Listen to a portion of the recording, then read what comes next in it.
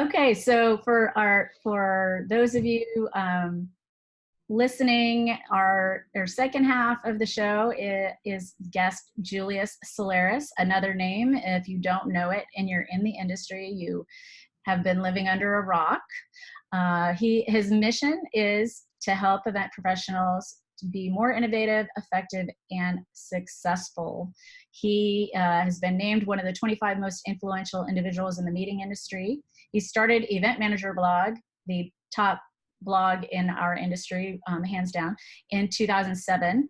It is the #1 blog worldwide for event professionals. He's also the founder of the Event Innovation Lab. We'll talk about that, an immersive training program for Fortune 500 companies and high growth event teams. He is the author of over 10 books on event technology and innovation, the Event Tech Bible, the Good Event Management Software Guide, meeting design, the future of event marketing. I could go on and on. Okay, so I want to kick it off with you, Julius, to start in talking about your new endeavor. It's not new, but it's newer than our blog, the Event Innovation Lab.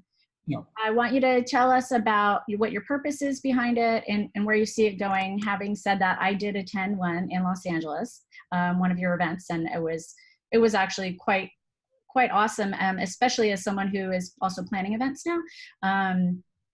Getting your perspective and learning about how things are shifting was really nice. I think that was almost a year ago now already, was it?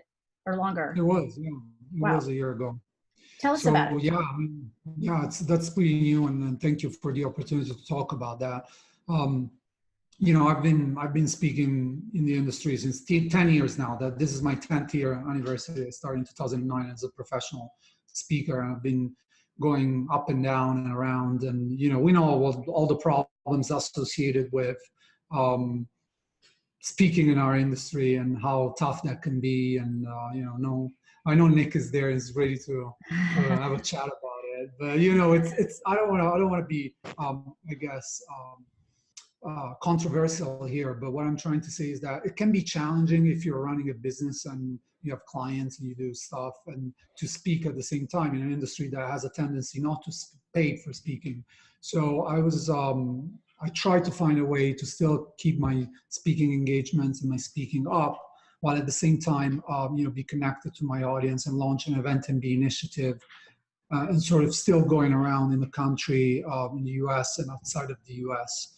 So we started last year. We did 3 events last year, and this year we're doing 4.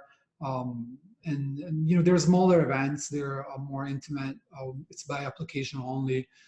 We review each and every single application. We try to keep suppliers on, not because we don't like them, but because we want a room of planners, and that's increasingly more difficult to find at meetings around the world.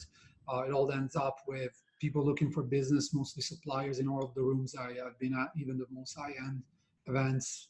At the end of the day, there's going to be always someone with different motivations for sitting down and listening to a keynote that is meant to be for event planners, because at the end of the day, what we do at Event MB is we talk about planning events. We don't talk about selling to event planners. So my talk sometimes doesn't go well with some of the suppliers because they're there for generating more business and more leads. I'm not there to provide that. So I thought, what if I could just have planners in the room and really talk about the issues that we know are relevant to them, or we anticipate being relevant to them.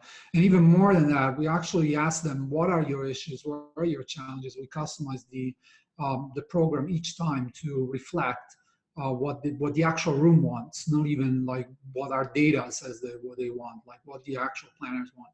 And so at IMAX Frankfurt, for example, where we did something like exactly this, essentially we had to turn down 85 people that wanted to attend, and we still had a 4-room with people sitting on benches and stuff like that, standing to listen for 3 hours to myself and other speakers. Also sponsors, obviously we involve them on a content level, which I think is the next step on how you produce content for events.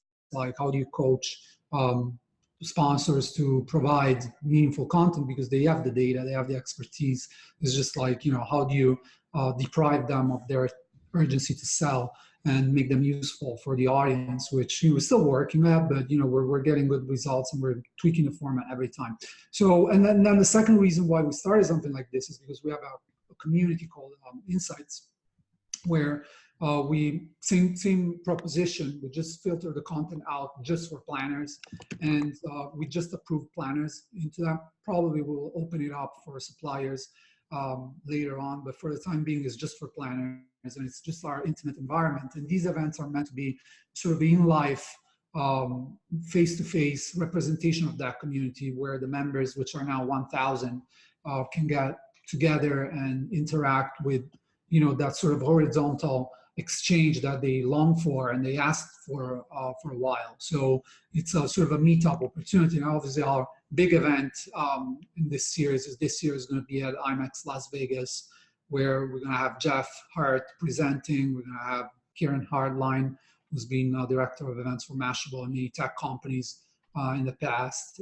Myself, we're going to have parties. We're going to do a lot of stuff at IMEX. So we're very excited for that, which is going to be kind of the apex of this year. And then the next one is going to be in Seattle, here in the Northwest Event Show. I love it. Another exciting one. Yeah, so the sort of crowdsourcing some of the content is something that is of biggest interest to me, because I think if we only assume that we know what people want to hear, then you have a missed opportunity. So, like, have you attended any of the Hot Dokimazo events? So no, I haven't. But the first ever proper article I wrote on my blog was about bar camps and open sourcing the event format. So I completely espouse that type of approach.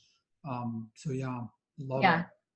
Crowdsourcing what people want to talk about and giving some Voting. Opportunities to talk is great.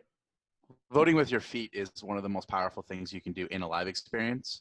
I mean, the buying signals that you get from that as an export of data is really powerful. But just for your time, I mean, think about how much time is spent on motivating people to click here instead of here.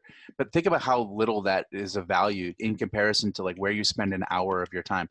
Like, think of all the things you can do in Frankfurt with 3 hours, right, up against what you offered, and then you had that type of reaction to it. That's very meaningful. Like, it's the quality of that tells you a ton about not only what you offer, what those people want, but why you have those sponsors is because they understand that it's about quality and it's about penetration into people's minds, that they are telling you that they're opting in a way that is, I think, a lot more powerful than a lot of other things, which I guess brings me to my question. So